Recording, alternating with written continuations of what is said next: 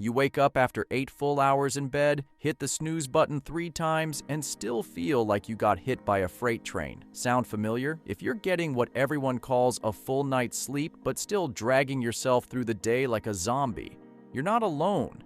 And more importantly, you're not crazy.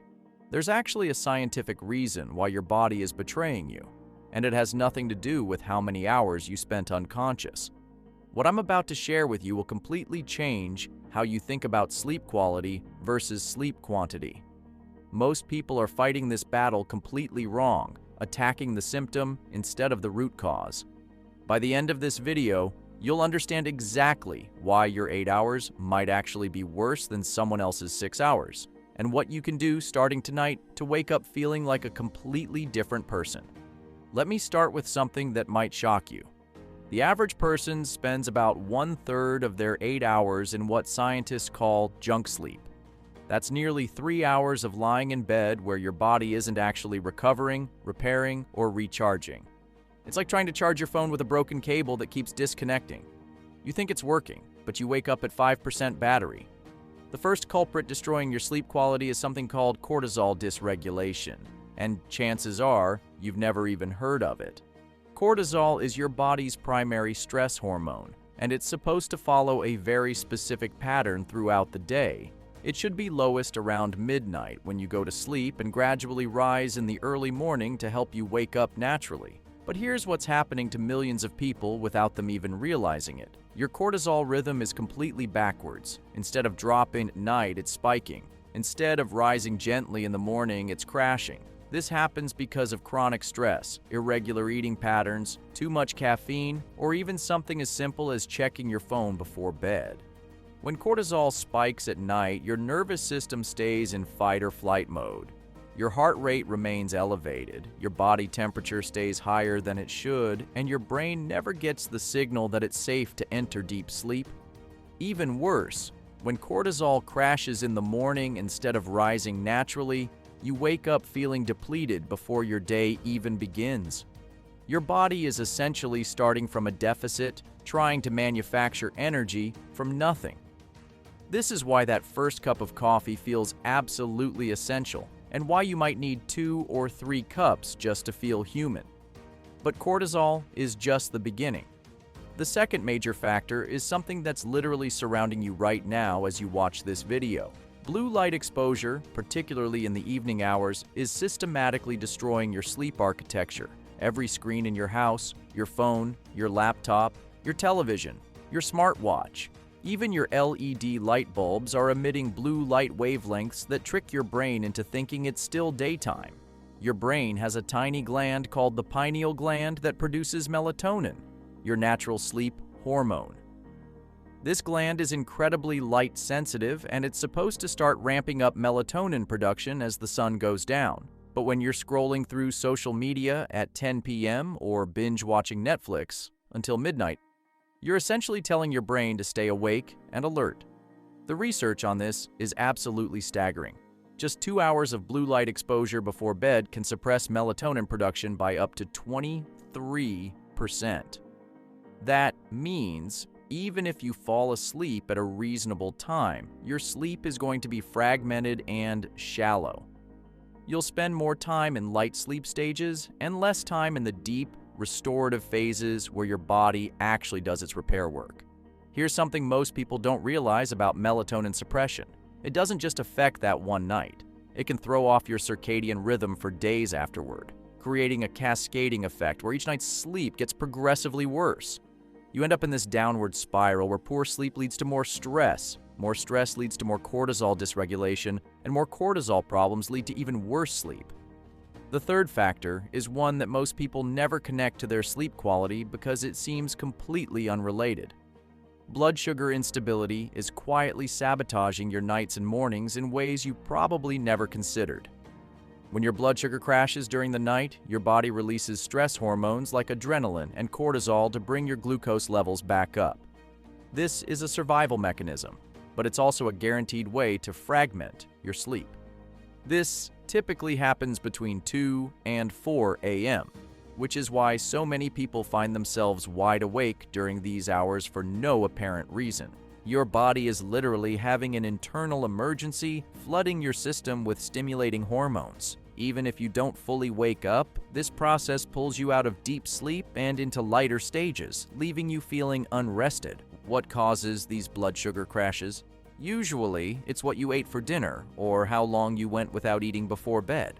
High carbohydrate meals, especially those with processed sugars, cause your blood glucose to spike and then crash several hours later.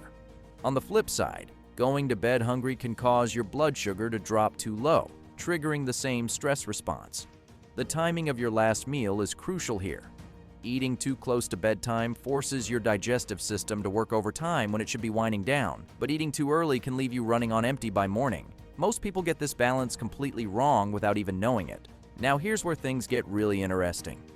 These three factors, cortisol dysregulation, blue light exposure, and blood sugar instability, don't just exist independently. They feed into each other, creating what sleep researchers call a negative feedback loop. Poor sleep increases stress. Stress disrupts hormone production. Hormone imbalances affect blood sugar control. Blood sugar problems worsen sleep quality, and the cycle continues.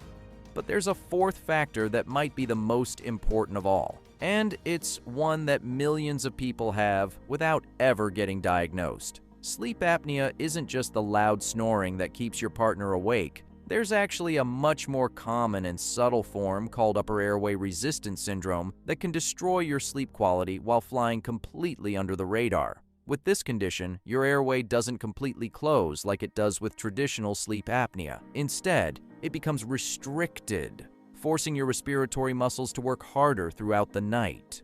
Your oxygen levels might not drop enough to trigger obvious symptoms, but your brain has to keep partially waking up to ensure you keep breathing properly. This creates what's called microarousals, brief moments where your brain shifts from deep sleep to lighter stages. You won't remember these episodes, but they can happen dozens or even hundreds of times per night. Each microarousal pulls you away from the restorative sleep phases your body desperately needs. The tricky part about upper airway resistance syndrome is that it often doesn't show up on standard sleep studies because your oxygen levels remain relatively stable. Traditional doctors might tell you your sleep study is normal, even though you're experiencing significant sleep fragmentation. Many people with this condition are told their fatigue is psychological or stress-related when there's actually a clear physical cause. What makes this even more complex is that weight isn't always a factor. Thin people can have airway resistance issues due to jaw structure, tongue position, nasal congestion, or even neck muscle tension. If you need a bedtime snack, choose something that provides steady energy release, like a small portion of nuts or a piece of cheese. Consider having your largest meal earlier in the day when your metabolism is more active, and keep dinner lighter and easier to digest. This reduces the workload on your digestive system during the hours when your body should be focused on repair and recovery. For potential airway issues, pay attention to patterns in your fatigue. Do you wake up with headaches? Do you grind your teeth? Do you frequently wake up between 2 and 4 a.m.? These could be signs that your breathing is compromised during sleep.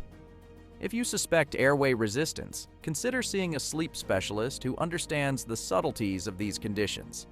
In the meantime, sleeping on your side instead of your back can help keep airways open, and addressing any nasal congestion with saline rinses or breathing strips might provide some relief. The key insight here is that quality sleep isn't just about spending 8 hours in bed. It's about creating the conditions for your body to actually use those hours effectively. When you address cortisol regulation, light exposure, blood sugar stability, and potential breathing issues systematically, you're not just improving your sleep, you're optimizing your entire recovery and repair process. Most people try to fix their energy problems with more caffeine, more willpower, or more hours in bed. But if you're not addressing these underlying factors, you're essentially trying to fill a bucket with holes in it. No amount of additional sleep will solve the problem if the quality remains poor. Start with one area that resonates most with your current situation. Maybe that's putting your phone away earlier, adjusting your dinner timing, or investing in proper blue light protection. Small changes in sleep quality can produce dramatic improvements in daytime energy, mental clarity, and overall well-being. Your exhaustion isn't a character flaw or something you just have to accept. It's a signal that your body's recovery systems need support, and now you have the knowledge to provide that support effectively.